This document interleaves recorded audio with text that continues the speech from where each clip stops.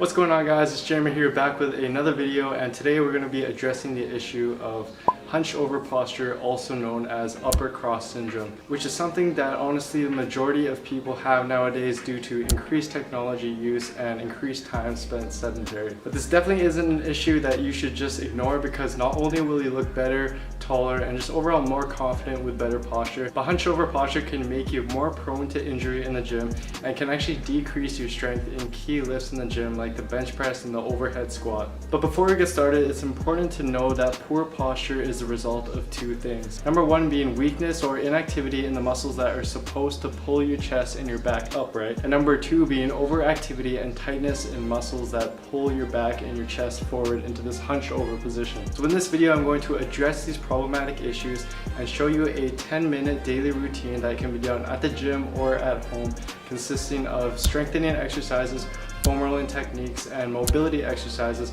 in order to correct your posture as fast as possible. First, let's talk about strengthening exercises. You'll probably hear most people say that you simply need to train your back more in order to correct your posture, but honestly, this isn't very good advice for most people, because it's not all of your back muscles that are weak. It's specifically the lower traps and rhomboids that aren't getting enough activation and strengthening in order to pull your back upright. And in order to target these muscles, you need to be doing the right back exercises for this purpose, which I'm about to show you. The first exercise is called wall slides, which are well known but aren't performed correctly by most people.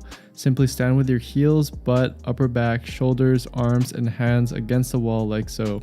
The goal is to slide your hands up and down, mimicking a shoulder press movement pattern. However, you don't want to compensate by arching your back and losing contact with the wall as you raise your arms.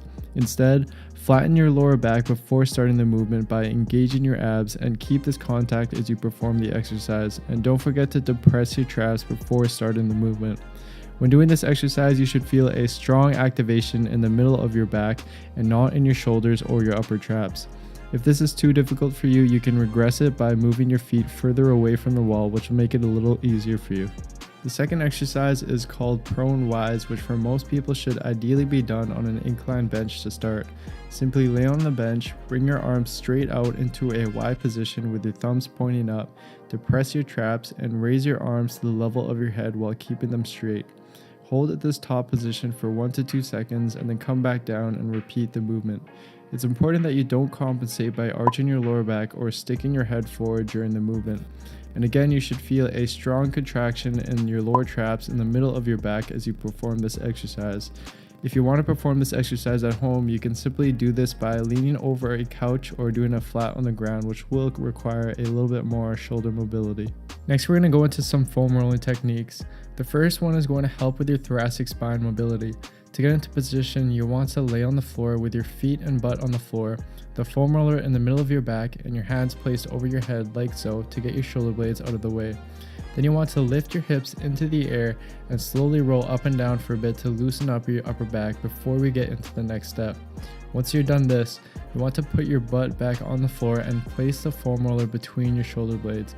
Take a deep breath in, and as you exhale, you want to extend over the foam roller while holding your head to release any tension in your neck. Relax in this position for a few deep breaths and then come back up. Move the foam roller slightly lower on your back and repeat the process 1 or 2 more times, each time getting a little lower on your back. And if you don't currently have a foam roller, I'll leave a link down in the description box below to one that I use. Now finally, we're going to go into a mobility exercise to help loosen up muscles that have been tightened over time as a result of your poor posture and are pulling your shoulders forward. This exercise is called shoulder dislocations and can be done with a broomstick or a resistance band. You want to stand straight and use a very wide overhand grip on the stick. Then you want to slowly bring the stick over your head and behind your back while keeping your arms straight, and repeat this movement. The more narrow the grip, the more shoulder mobility you will need. So start with a wide grip and gradually narrow your grip over time. You can use a marker to jot down where your hands are placed in order to monitor your progress. Another option is to perform these lying down with your forehead in contact with the ground, as this will incorporate a little bit of lower trap and rhomboid involvement to help strengthen them. So to put it all together, here's a routine that you can do which will take you less than 10 minutes to complete. Ideally, you'll want to do this routine every single day if you want to improve your posture very quickly and ensure that it stays in that corrected position.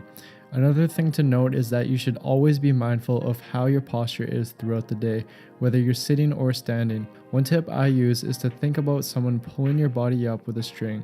Everything should be aligned. That's it for the video, guys. I hope you guys found it useful, and just remember that when it comes to corrective exercises, frequency and consistency is the most important thing in order to see the best results. And as always, please don't forget to do me a big favor by liking the video, leaving a comment down below, and subscribing to my channel.